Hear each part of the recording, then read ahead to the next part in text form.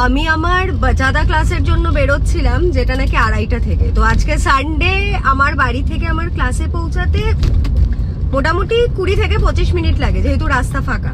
তো আসার সময় দেখলাম ছেলেও খুব তৈয়ার হচ্ছে ড্রেসিং টেবিলের সামনে বসে। জিজ্ঞেস করলাম তুই কি বেরোচ্ছিস? বললো হ্যাঁ মা, শ্রেষ্ঠার সাথে দেখা করতে যাচ্ছি। তো আমি বললাম চল আমি তোকে ড্রপ করে দিই। তো আমার ছেলে আমার থেকেও বেশি আমার ডান্স ক্লাসের ব্যাপারে ভাবছে। ছেলে বড় হয়ে গেছে, তো ছেলে বললো না মা, তুমি তোমার ক্লাসে লেট হয়ে যাবে, কেননা আমি মা ফ্লাইওভারটা নিই, তো ওকে নামাতে গেলে পরে আমাকে আরেকটু ঘুরে রুবির ওদিকে যেতে হতো।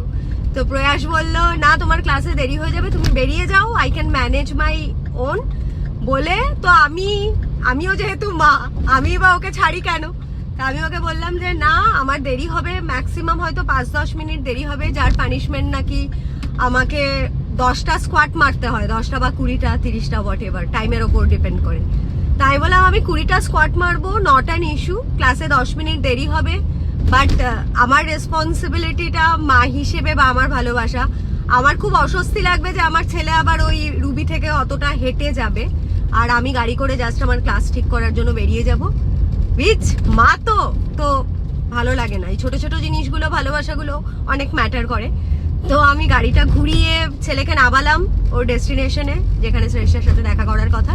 তারপরে আমি এখন যাচ্ছি ক্লাসে, 10 মিনিট লেট হব, but it's okay, motherhood always comes first. I love my children.